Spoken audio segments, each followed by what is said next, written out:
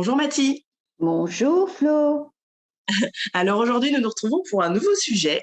Oui. J'aurais aimé vous interroger sur un sujet qui touche beaucoup de femmes, enfin de couples, qui était les fausses couches. Alors j'aurais aimé savoir ce que vous pourriez nous dire par rapport à ça. Alors déjà, fausse couche, Flo, coucher faux, quoi. Fausse couche, coucher faux.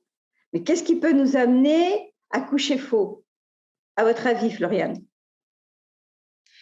Je pense que ce qui peut nous amener à coucher faux, c'est le fait de ne pas être dans notre vérité. Voilà.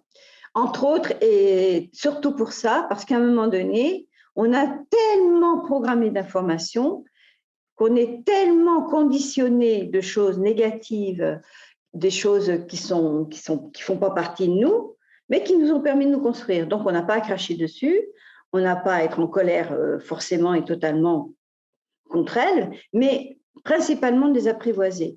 Donc, les fausses couches, pour moi, c'est coucher faux. Ça veut dire qu'à un moment donné, ça crée des blocages, ça crée comme des écrans en nous, et qui font qu'à un moment donné, on ne peut pas être véritablement dans sa vitalité. Et si on parle de fausses couches, forcément, on pense à la relation sexuelle.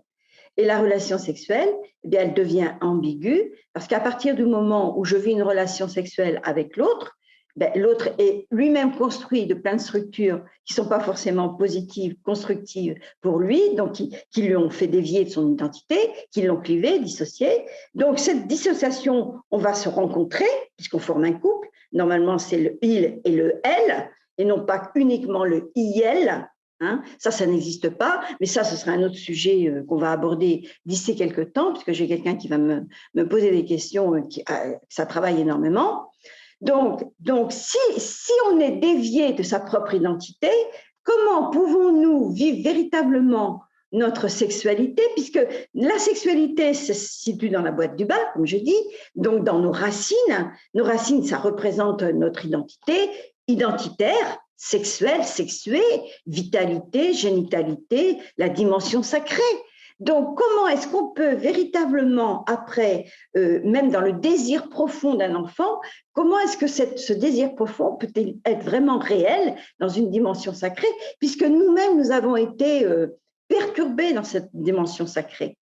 Donc, il y a un moment donné, c'est ça le problème. La fausse couche n'existe pas, en fait.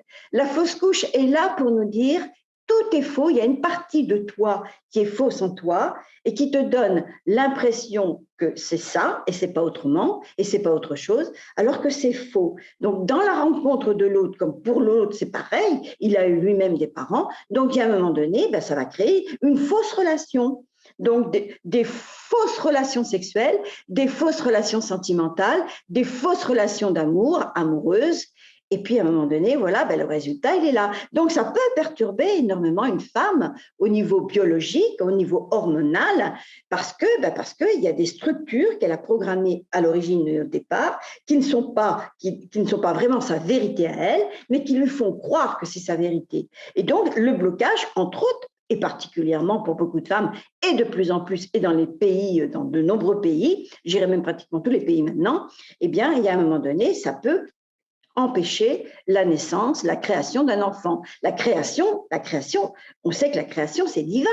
Donc, si on a besoin de comprendre le sens et l'origine de pourquoi on ne peut pas avoir d'enfant ou pourquoi on fait des fausses couches dès qu'on a un enfant, ben, il y a peut-être aussi un processus de mort à l'intérieur que j'ai programmé, qui ne fait pas partie, qui n'est pas moi, mais qui fait partie de moi, et à découvrir, à explorer, et puis à s'en débarrasser ou à rendre à César ce qui appartient à César.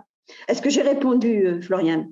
Oui, très bien. Et je voulais savoir, dans ces cas-là, c'est pareil quand pour une grossesse très avancée, j'ai déjà vu, moi, des femmes, alors soit accoucher d'un bébé mort-né, ou soit dans la grossesse qui est quand même assez développée, le bébé meurt dans le ventre. Il y a une structure de mort extrêmement importante qui a été programmée par la maman, qui a pu même passer, qu'elle a pu elle-même programmer elle-même de sa mère ou de sa grand-mère, de la généalogie, et qui n'est pas dévoilée, parce que cette vérité-là, elle est au très fond de soi, au niveau biologique, au niveau fréquentiel. C'est en cela où la psyche est très importante, parce qu'on travaille sur le quantique, on travaille sur la vibration. Et donc, si on ne touche pas à cette vibration, elle est toujours là, elle existera toujours.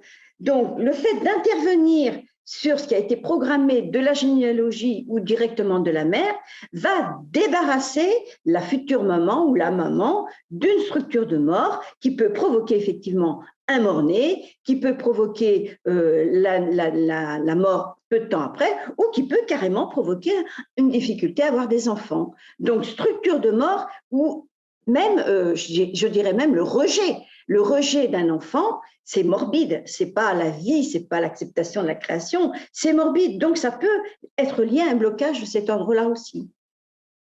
D'accord, ça pourrait faire déculpabiliser beaucoup de femmes si elles arrivaient à comprendre ça.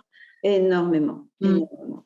Et comme me disent souvent les gens, mais Martine, avec vous, ça paraît tout simple, tout simple. Mais non, c'est pas tout simple, j'ai des frissons, rien de vous le dire. C'est pas tout simple. C'est parce que on touche le côté quantique de l'être humain. Et le quantique, c'est quoi? C'est le ressenti, c'est l'âme.